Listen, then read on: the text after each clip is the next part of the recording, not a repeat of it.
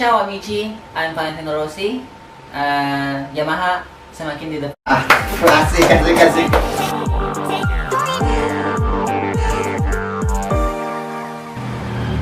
Yo guys, welcome back to my YouTube channel. Sebelum Anda menonton konten ini, jangan lupa klik tombol subscribe yang ada di bagian kiri video. Dan jangan lupa nyalakan tombol lonceng untuk update konten-konten selanjutnya. Pada konten kali ini ada salah satu hal yang paling menarik, yaitu kehadiran kakak Valentino Rossi di channel YouTube tercinta ini. Dan kakak Valentino, apa kabar? Saya baik-baik. Ini kakak Valentino. Bagaimana ceritanya tentang orang-orang menganggap bahwa kakak ini sebagai Valentino biasa? Oke, sebelumnya saya tuh dibilang mirip Valentino Rossi. Dibilang mirip Valentino Rossi itu dari kecil sebenarnya. Kelas 4, 5 SD itu sudah mulai dibilang mirip Valentino Rossi. Cuman zaman dulu itu saya anggap saya kayaknya lagi dibully. Oh ya, Dibully. Dalam artian teman-teman bilang saya mirip Valentino Rossi, tapi perlakuan mereka gitu. iya. Saya dikasih pakai helm full face, Oh iya.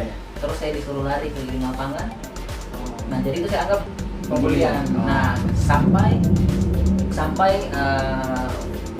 masa kecil berlalu, momen paling mulai pede lagi ya, mulai pede. Iya. Akhirnya pede itu 2017 ada orang nggak kenal sama saya, tiba-tiba dia langsung datang, mirip Valentino Rossi. Udah dari situlah teman-teman mulai nyadar. Akhirnya kemana-mana teman-teman manggilnya Rossi lagi.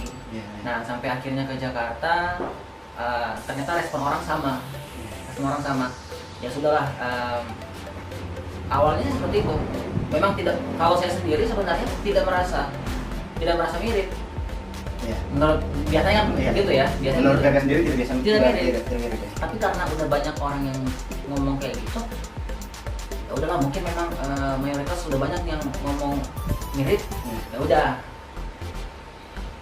sampai akhirnya masuklah nyoba-nyoba, ada teman YouTuber Iya. namanya Ahsan Wamuna. Jadi dia ngelihat ini kayaknya potensi, kayak kalau dijadiin video bagus nih. Iya. Gimana kalau misalnya kita bikin video YouTube, konten apa gitu. Akhirnya dia kepikiran untuk bikin prank. Oh, bikin prank. Oh Bikin iya. prank. Ya, jadi bikin prank Valentino Rossi di Jakarta.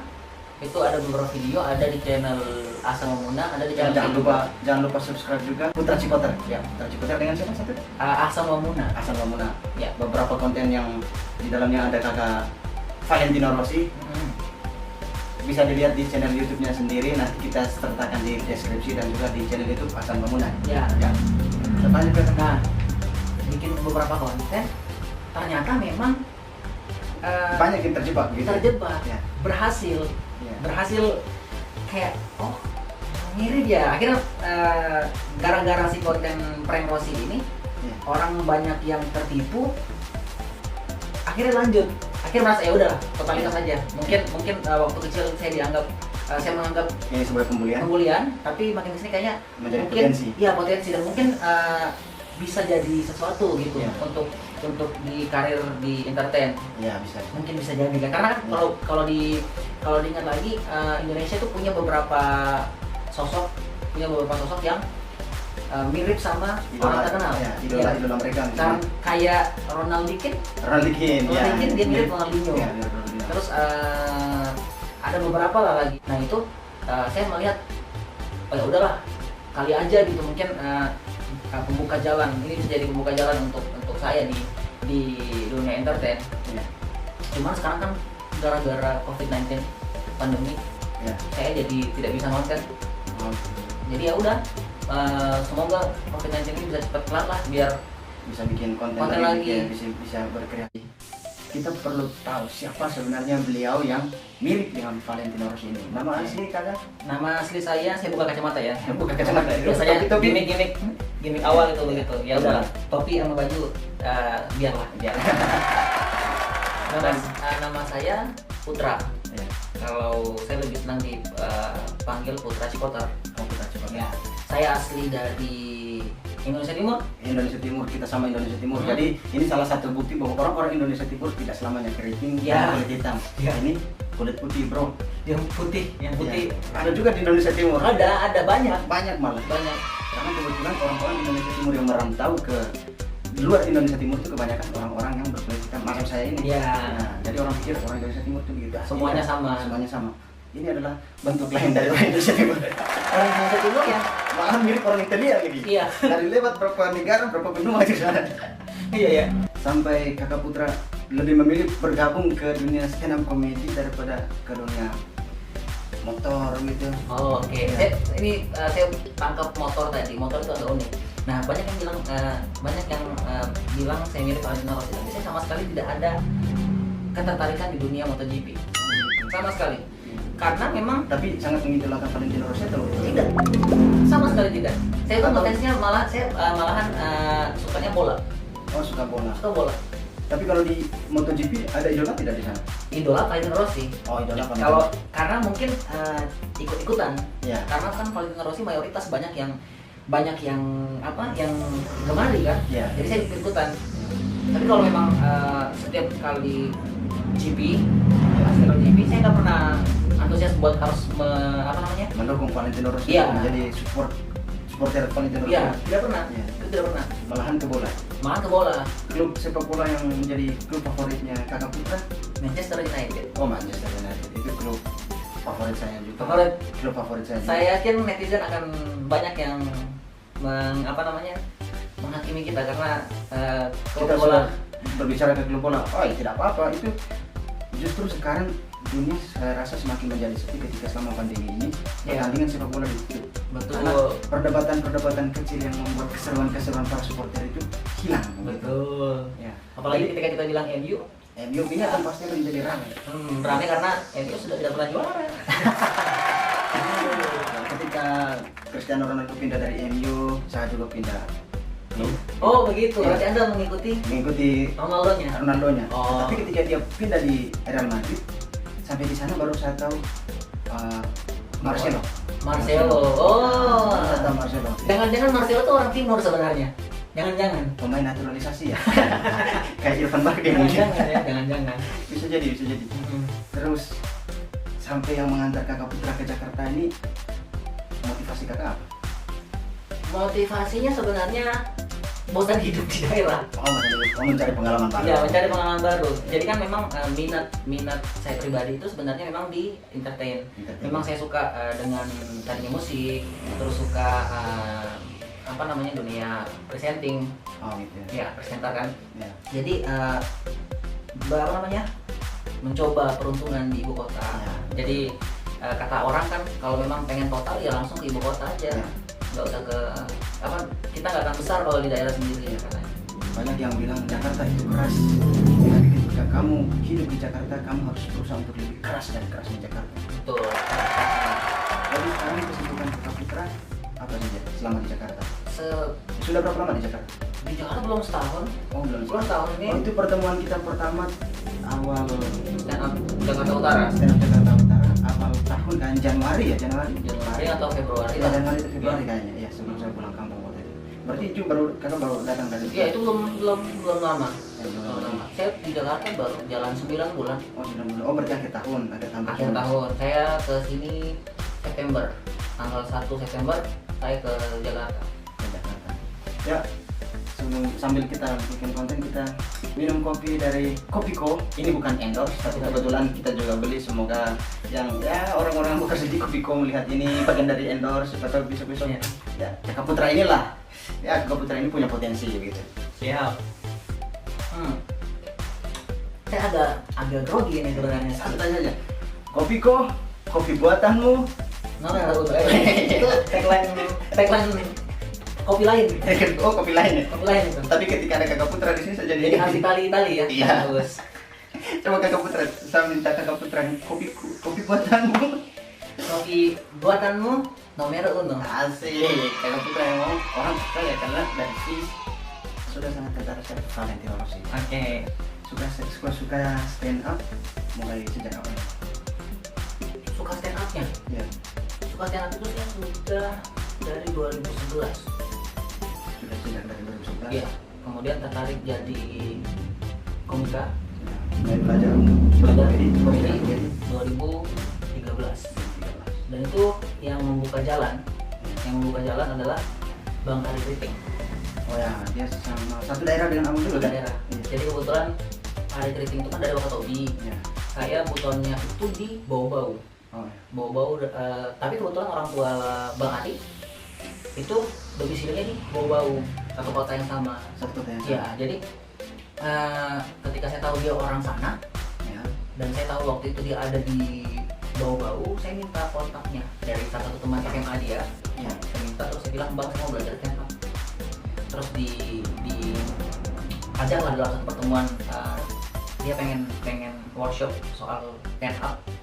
Terus saya datang, saya sebagai orang lain karena teman waktu itu yang nongkrong teman-teman dia, teman-teman letting SMA. Ya. Mau mungkin Bang Ari tujuannya waktu itu adalah biar di sana ada komunitas stand up juga kan. Ya. Nah, waktu itu yang paling antusias kebetulan saya pengen banget untuk jadi stand up comedian. Jadi saya belajar, Ya, mulai tulis materi, open mic beberapa kali. Open mic waktu itu masih sendiri, Oh ya. open mic sendiri di satu tempat sih, lebih tepatnya satu tempat.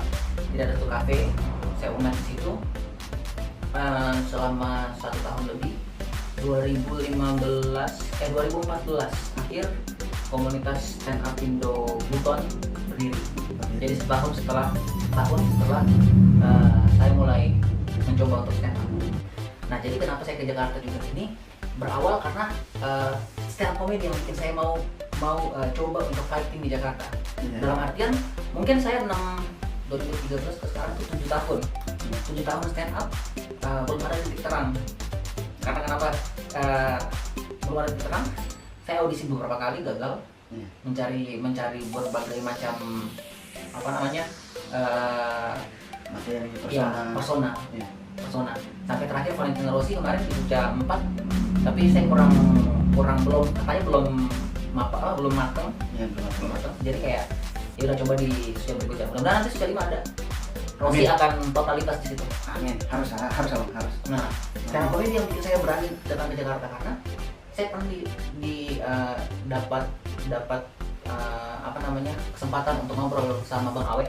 Waktu saya masih awal 2014 dulu, Bang Awe tuh pernah ngomong gini, berkomunitas itu tidak harus menjadi, misalnya komunitasmu stand up comedy, kamu tidak harus menjadi komik. Kalau memang jalanmu bukan di sebagai komik, mungkin kamu bisa jadi orang belakang layar. Iya. Yang ngurusin event atau yang ngurusin talent. Nah, itu mulai saya rasakan di sini. Mulai saya rasakan karena bukan stand up comedy.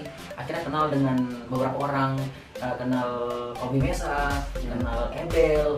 Jadi ada jalan lah pelan-pelan. Ya bisa ikut nimbrung, nongkrong dengan mereka, tahu teman-temannya mereka tahu Kak Putra juga. Betul. Ada saja jalannya. Akhirnya sekarang kayak pekerjaan sekarang itu berkat orang-orang seputaran stand up comedy. Betul. Termasuk Kak Bobby Mesa Iya. dan Kak Egel. Betul. Jadi kayak stand up comedy ini membuka jalan lah. Tidak harus menjadi komik. Saya tadinya tuh saya berpikir sempit. Maksudnya hanya di stand up comedy-nya saja. Saya pengen jadi komik, apapun yang terjadi saya harus jadi komik. Tapi lama-kelamaan nanti kesini 7 tahun ya sudah terlalu antara sadar diri atau udah patah semangat ya. Patah semangat kayaknya komik bukan jalan hidupku deh. Kayaknya. Cuman saya tidak mau tinggalkan dunia stand up comedy karena saya menemukan kenyamanan di sini. Dalam artian ya sudah, saya banyak teman-teman karena Bang Awi pernah bilang gini, kalau memang kamu tidak bisa jadi komik, kamu bisa jadi orang belakang layar. Terus karena poin penting di komunitas adalah kebersamaan. Jadi kalau misalnya saya orang dari Buton, terus tiba-tiba ke daerah lain, misalnya ke Surabaya. Yang pertama saya cari adalah komunitas stand up Indo Surabaya. Otomatis teman-teman stand up Indo Surabaya ketika saya tahu saya dari komunitas stand up Indo juga, tapi saya akan dijamu, diterima dengan baik pasti. Nah, itu dia tujuan komunitas utama sebenarnya. Urusan kita sukses dengan jalan komik atau bukan itu belakangan. Yang penting ketika kita sudah di komunitas itu, kita sudah punya saudara baru. Yang paling penting, makanya sampai sekarang saya pegang itu. Kita berbicara tentang stand up comedy dan komunitas ini secara gambaran umum. Kita merasakan hikmah dari berkomunitas itu seperti apa. Artinya bahwa bagaimana kita bisa memberikan motivasi untuk teman-teman bahwa berkomunitas itu sangat penting. Selain dari kita mengasah potensi yang ada di dalam diri kita, selain dari kita belajar, kita juga membangun persaudaraan, belajar membangun persaudaraan. karena di dalam komunitas itu saya tahu bahwa kita datang dari latar suku dan budaya yang berbeda, agama yang berbeda, tetapi kita bisa membawa. Ya. Itu yang paling penting. Lalu kita kembali lagi ke Kakak Putra sebagai cosplay Valentino Rossi ini. Apakah selama ini sudah pernah ada tawaran pekerjaan? Yang berhubungan sama Rossinya ya? Yang berhubungan sama Rossinya. Orang-orang lihat bahwa potensi wajah mirip dia atau cosplay Valentino Rossi ini, pernah tidak ada tawaran pekerjaan? Kalau tawaran ada, Ya. cuman kembali lagi karena saat ini pandemi. Lanjut. Ada tawaran, Ya. cuman kembali lagi ada masalah pandemi. Ini jadi kayak mereka udah sounding gitu. Bang, kita dari komunitas motor Yamaha. Oh ya. Komunitas motor Yamaha ada berapa? Jadi kayak udah masuk ke ke DM Instagram. Terus kayak Bang, awalnya mungkin kayak Bang boleh minta ucapan ini nggak buat komunitas motor Yamaha nih di Depok atau di mana gitu. Nah, dari situ mulai ada Bang, kita nih habis pandemi ada rencana mau ngadain acara gitu. Bisa nggak Bang kalau misalnya nanti Abang kita undang? Saya bilang ya udah nanti atur aja lah. Kita berdoa aja dulu semoga COVID-19 tetap cepat berlalu gitu kan. Gitu sih, tawaran udah ada. Dan saya sih sebenarnya tidak terlalu ngejar juga, karena apa ya? Karena berangkat dari saya yang pengen mau awalnya pengen tuh terkenal dengan bukan dibilang mirip Valentino Rossi. Oh ya. Saya ingin punya karakter sendiri. Cuman kayaknya kalau memang sudah mirip, terus orang merasa mengamini, Ya. kenapa tidak gitu? Ya. Siapa tahu ini jalannya gitu. Ya. Nah, apalagi ini saya sharing sama Rahman. Oh ya, Rahman sama Nafri. Ya. Jadi kayak Rahman sempat bilang katanya ya udah kembangin aja dulu si cosplay Valentino Rossi ini. Ya. Lama-lama ketika sudah dikenal orang, baru perkenalkan diri sebagai orang lain. Maksudnya bahwa ternyata saya itu bukan cuma mirip. Jadi maksudnya bukan mengandalkan itu, bukan ingin terkenal dengan mengandalkan mirip Valentino Rossi, tapi ada hal lain. Jadi makanya saya disuruh kayak nulis lagi yang lebih rapi, terus untuk stand up comedy. Jadi orang tahu karena komedian yang mirip Valentino Rossi kan lebih asik lah gitu lah, lebih asik. Nah, udah sih seperti itu kalau menurut saya. Bagaimana kalau seandainya nantinya Valentino Rossi tiba-tiba datang ke Indonesia gitu, ketemu dengan Kakak Putra, waktu seandainya waktu itu nanti dia masih bekerja sama kan dengan pihak Yamaha, Kakak Putra misalnya, insya Allah gitu sudah dikontrak sama pihak Yamaha juga untuk ya main-main iklan, endorse atau bikin project dengan mereka begitu, tiba-tiba ketemu dengan Valentino Rossi. Bagaimana perasaan Kakak Putra? Apa yang Kakak Putra bayangkan gitu? Yang pertama, saya akan menjawab berdasarkan imajinasi saya. Iya, karena saya sudah membayangkan ya. Dan yang kedua, Valentino Rossi tidak akan ke Indonesia khusus untuk ketemu saya. Itu yang kedua. Tapi kalau misalnya itu terjadi, jujur sekali Anda ya. Misalnya itu terjadi gitu. Seandainya itu terjadi, ya tentunya cukup senang, pasti ya cukup senang. Cuman yang perlu kamu tahu dan pemirsa juga tahu. Pemirsa tuh panggilannya apa nih? Pemirsa saja. Pemirsa. Yang perlu diketahui oleh pemirsa bahwa di Indonesia ini bukan cuma saya yang merasa mirip Valentino Rossi. Oh gitu ya. Itu ada sejauh ini sudah ada 3 di Indonesia yang mirip, yang mengaku atau merasa mirip Valentino Rossi. Dan ketiga-tiganya mungkin sudah pernah go public. Jadi yang pertama itu viral di media sosial, terus diundang sama Om Deddy Corbuzier di Hitam Putih. Nah itu 2019 kalau saya tidak salah. Terus yang kedua itu pernah langsung kayaknya dikontrak dari pihak Yamaha langsung. Dari pihak Yamaha dikontrak itu untuk promo keluaran motor baru Yamaha, saya lupa motor apa. Jadi di PRJ. Nah ini ada cerita lucunya di sini nih. Ada cerita lucunya. Saya pernah ketemu orang, saya tidak pernah saya tidak sepakaian seperti ini. Ya. Terus ketemu dia. Tidak menggunakan atribut. Yamaha gitu ya. Kemana-mana kan memang saya pakai topi kan, ya. Tapi bukan topi yang ini, topi yang lain. Ya. Tiba-tiba ditegur sama orang yang saya nggak kenal gitu. Bang, kemarin saya lihat abang di PRJ. Terus dia bilang, kayaknya kamu salah orang. Kayaknya kamu salah orang deh.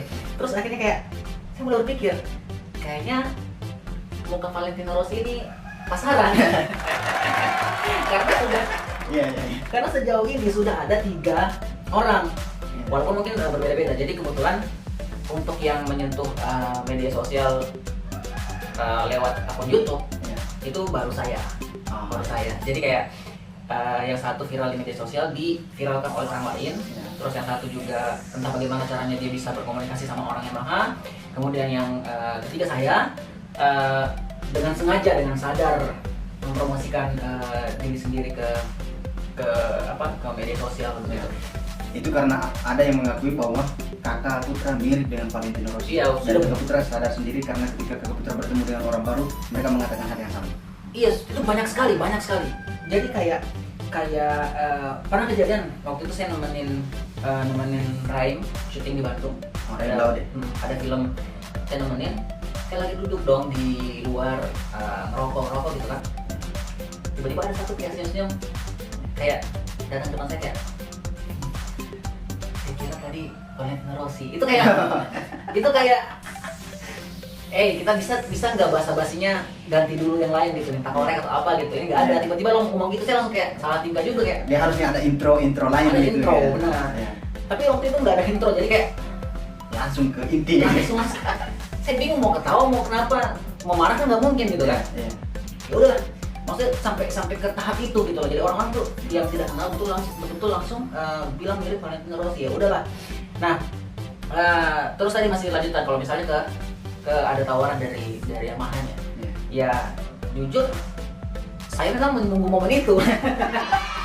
Iya, karena ya, saya sendiri melihat bahwa kakak Putra ini sangat punya potensi, dan saya yakin kakak Putra sudah punya banyak link, sudah berteman dengan banyak senior di stand up comedy dan komunitas-komunitas di Jakarta, itu sudah sangat keren sekali. Iya, dan saya sudah bisa membayangkan bahwa suatu saat kakak Putra kan pasti akan top dan bakalan jadi trending di Indonesia. Amin ya Allah, amin. Aduh. Semoga ketika kakak Putra sudah berada di atas, harus sadar bahwa kita naik sama Siap. Doakan saja. Intinya ketika salah satu kebanggaan saya, suatu saat kakak Putra sudah sukses, wah ini konten YouTube ini akan menjadi cerita. Saya pernah bikin konten yang kakak Putra. Kebanggaan sekali itu. Karena ini bisa dibilang pertama kalinya saya menceritakan tentang cosplay Valentino Rossi. Tentang kenapa baru pertama kali di channel Ito Aman. Keren ya. Kan udah ada beberapa yang undang, cuman waktunya mungkin belum pas. Nah kebetulan hari ini waktunya pas banget, tidak direncanakan dong. Iya, Yang spontan. Ya, justru yang direncanakan yang kemarin yang undang untuk collab di channel YouTube. Belum biasa. Sampai di sini saya ketemu dengan kakak, kita spontan bikin konten asik. Nggak ada. Jadi beruntung. Entah saya yang beruntung, karena saya juga sebenarnya pengen ada wadah buat cerita ke orang-orang. Maksudnya kenapa sih? Apakah saya yang kegeeran atau gimana, kan orang banyak yang bilang saya kegeeran gitu. Jadi menurut kakak Putra, ketika orang menganggap atau melihat kakak Putra mirip dengan Valentino Rossi atau sebagai cosplay dari Valentino Rossi, itu sebagai keresahan atau kebanggaan menurut kakak Putra sendiri? Kalau saya ya, awalnya resah. Oh ya, karena dulu sempat yang trauma bullying itu kan. Ya. Makin kesini dengan kayak sudahlah, kayaknya orang sudah terlalu banyak yang ngomong kayak gitu, ya udahlah ikutin. Nah, dapat masukan juga dari teman-teman kayak termasuk Bobby Mesak juga kan. Dia ngasih saran kayak itu harusnya berdamai sama kondisi itu gitu loh.